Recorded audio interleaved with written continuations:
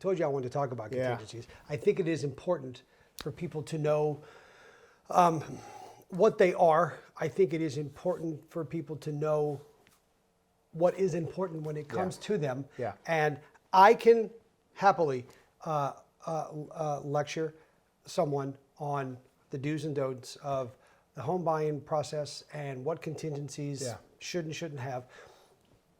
My opinion, your expertise far exceeds my own. And I would love for people to hear a broker's viewpoint on, okay, what a contingency is and why they're important, and we get into the specifics. When we're talking about contingencies in a home buying transaction, what are we talking about? And you just said let's start. So let's start with let's start with this here. I even though I am a broker, you're just as well versed on contingencies than I am, right? So how nice he is. No, that's the truth. So and here's the part that I think people get surprised a lot by is we are a support aspect of the transaction, right?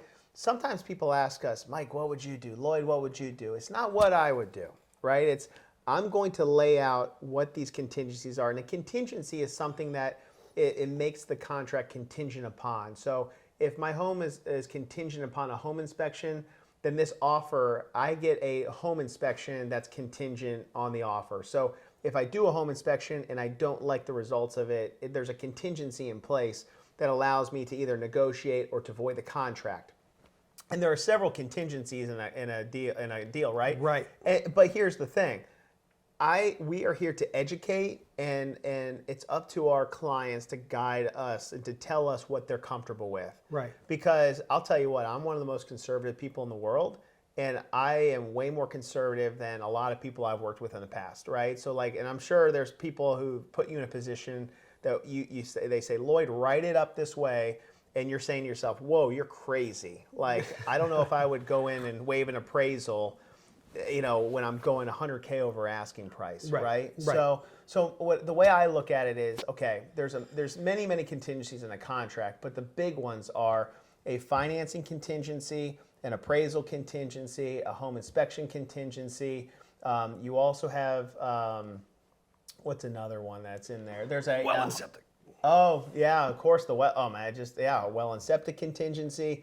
That's a big one because it's such a pricey ticketed item, right? So the whole thing about it is, in a perfect world, if I'm representing a buyer, I want them all, right? If I'm representing a buyer, I want my financing contingency in there, because that means if for some reason my client loses a job or the underwriter didn't see everything the first time around, it's one of those things where they are protected to be able to get their deposit back if at the last minute that something pops up and they're not able to get financing for that contract. Right. So that's number one. The appraisal contingency, that's like my big one. So what I mean by that is I always want to make sure if I'm buying a house for $500,000, I want to make sure that house is worth $500,000. Right.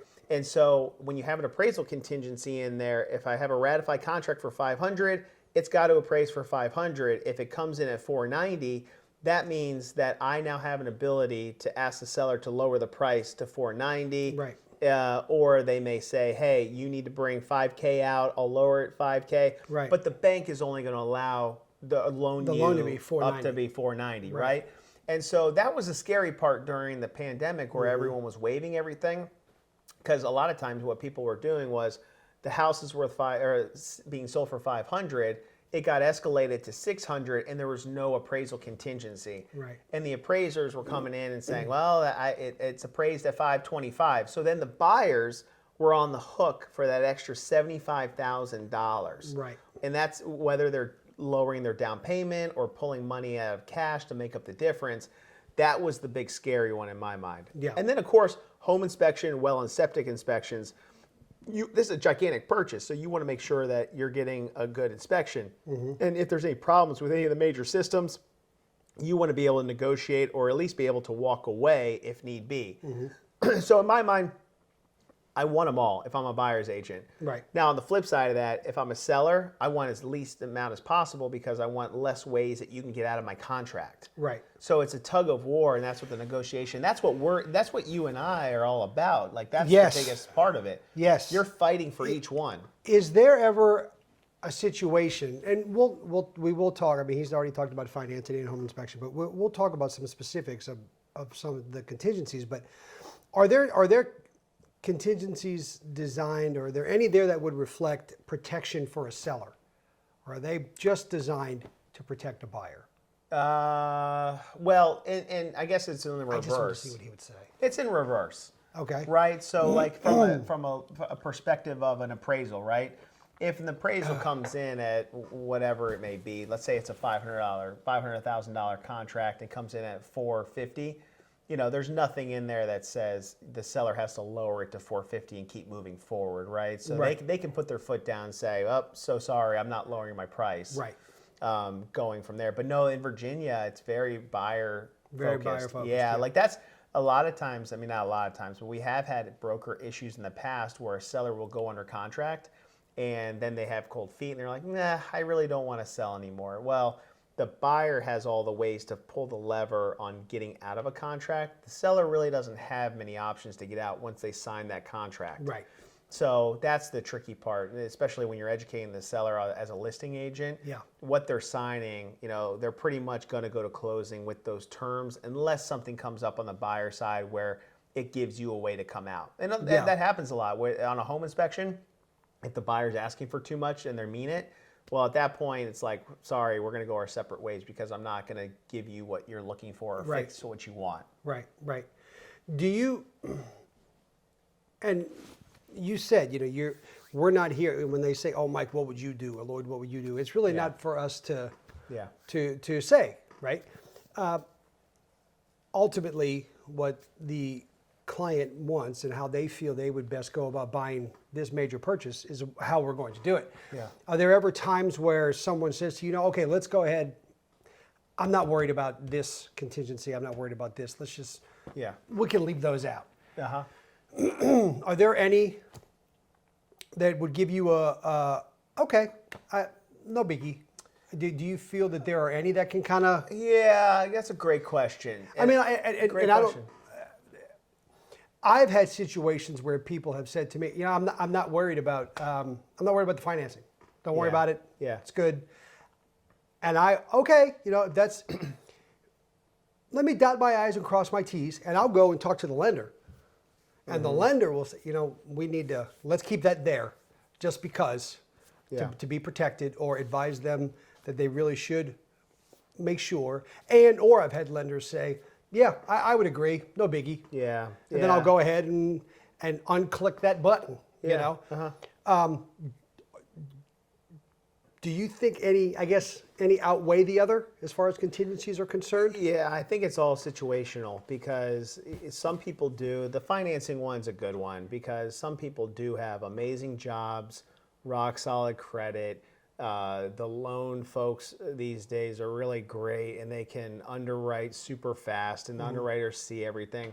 So if someone's saying, yeah, my underwriter's already looked at everything and they're rock solid, they're way more than qualified, and that's what the client's telling you, then I tell them, I say, well, okay, just so you know, the only thing, if everything's rock solid on the financing part, a job loss may be the only thing on this front that would have an impact here. And they say, Right. I'm not worried about that. Okay, I'm not going to push too hard, right? If they tell me something and they're confident, you know, that's not my place, right? I just tell them what it is and go from there. Now, the appraisal one, I'm always nervous about because, you know, the comps are what the comps are. And so even if they feel like, hey, the house is worth 500, I can say yes, but not all appraisers are the same. Hypothetically, I'm not saying this is going to happen. Even though the comps are showing 500, it could come in at 450 if we waive the appraisal. So are you prepared to lower your $200,000 down payment to 150 to make that gap up? You know, just that's how it works. And then, you know, your payment would be adjusted by X amount because you're putting down less. You know, I try to phrase in a way that they understand it because the appraisal one, surprisingly, we deal with it so often, we understand it, but highly educated people, will ask several different times, like, what happens if it doesn't appraise? Where's the money coming from? And, Right. And you're reminded quickly that people don't do this every day. So that one's, and the last thing I ever want to do is someone is not educated to the point where they do something bad happens, and now they're like, wait, I didn't understand that. Yeah. Like, we had an agent one time, actually, the appraisal came in $100,000 light, and they waived the appraisal. Or maybe it was $150,000 light, and they waived the appraisal, and they didn't quite grasp. I mean, it wasn't our fault, and it was all documented on what they wanted to do. But the reality of it was they didn't think it was actually going to happen that way, and so now they basically had to go find money from a retirement account to make up that difference to make it work, because if not, we would have been in trouble. So I think a lot of people think everything's going to be okay until it's not. Right. So I think as long as we as the professionals educate them on what these are and what the repercussions are if something bad does happen, then now it's back to them to say, you tell us what you want to do. Yeah. Because I mean, I advise everybody the same. The contingency that I'm talking to you about, this is your protection in this area. And I do this a lot with people who are first-time buyers. If it's not in the contract, I don't have to worry about it. It's not true. Because this is a whole separate piece of paper. This home inspection contingency page is separate from your offer paperwork, right? Yeah. And so this is what's going to protect us if and when something arises here. Yeah. This is what's going to protect you if and when something arises here. Yeah. Myself personally, and again, like you said, it's not my place to say what I would or would not do, but I strongly recommend people, when we are looking at property that has private well and septic, you have no idea what's going on under the ground. No. Sometimes the people who own the property don't know how long whatever is in the ground has been in the ground. Yeah. That needs to be checked. Yeah. Appraisal is extremely important. Financing is obviously very important because we are protecting someone's deposit. But I put the septic inspection up there with everything else, because you really, for lack of a lot of terms, have no idea what's going on. Well, right? The problem is, here's the problem. That's why even more of a reason to buy now. If you find the home that you feel is the right home and it's not competitive, you can put that inspection in, no problem. Right. The problem I saw back in 2020 and 2021 was there are so many well and septic deals that were actually being done with 0 inspections. And the next year, all those surveys came out to say there's so much buyer's remorse because there was so much competition, they had no shot of getting that home if they thought they were going to get an inspection. Yeah. So if I'm representing a buyer, I want all the home inspections and well and septic as possible. But the hard part as a buyer's agent too is, like, we know there's 5 offers on here. If you want to go in and go for this house, the winning offer is not going to have an inspection, most likely. My recommendation would be to keep it, but that does reduce our chances way down. So it's one of those things where it's like you want to give them that guidance, but then at the same time, it's kind of like, man, they may not win if it's 5, 6, 7, 8, 9 offers.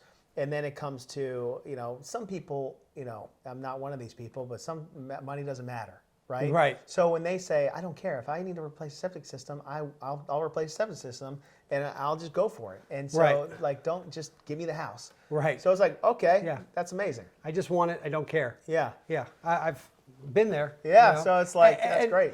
And it's like he just said, you may hear from your realtor at some point, okay, this is good. We are very well protected with this contingency and that contingency, and the way this is written, we do stand a chance of this weakening our offer. Yeah. It's not being rude. No. No. I'm not trying to tell you it's a mistake.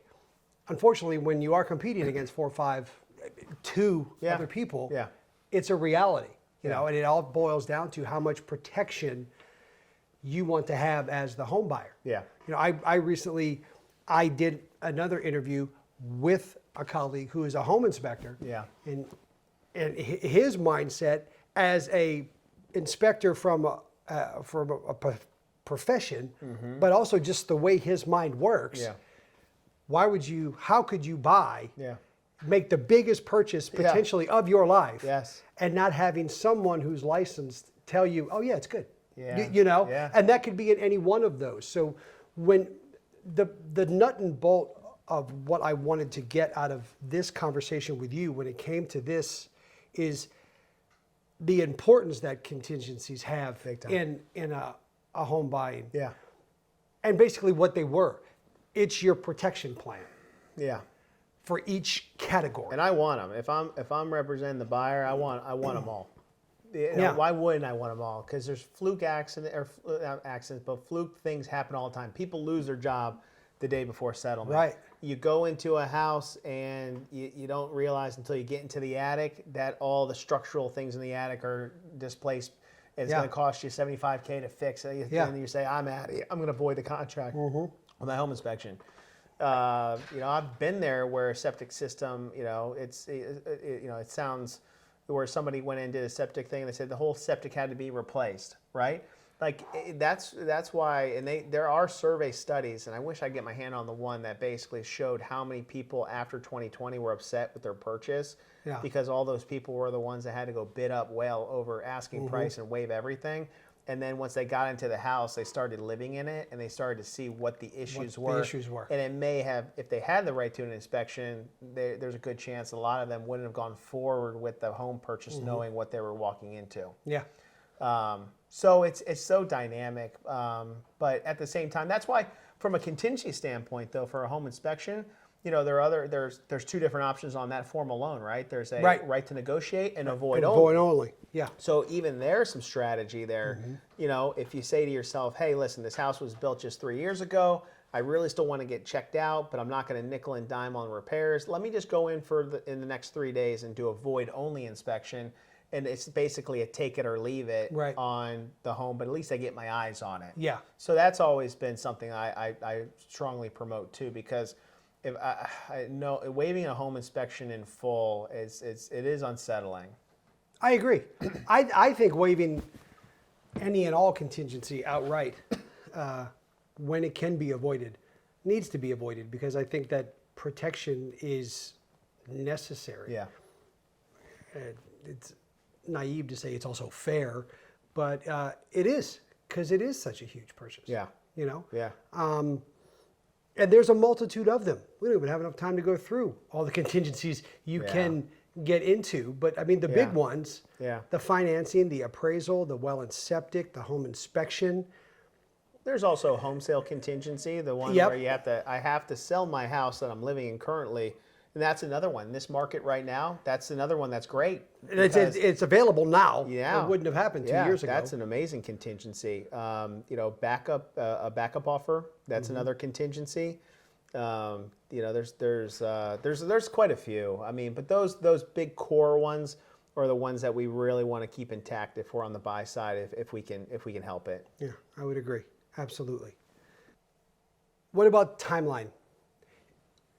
Do contingencies in an offer, can they negatively affect the closing, the transaction, the closing time frame, the period? Can they drag it out, I guess, is a way to say it? Yeah.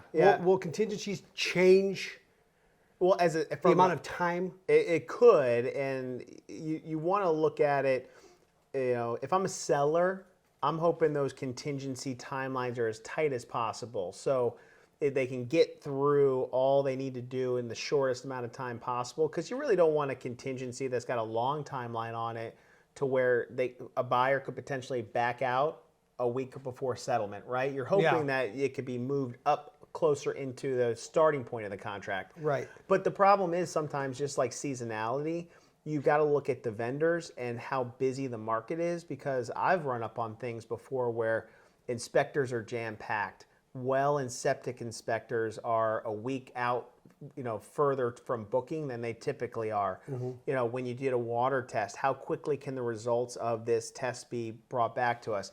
If I go into a home inspection, I have a 7 to 10 day home inspection, and the inspector says, oh shoot, you really got to bring in a chimney specialist.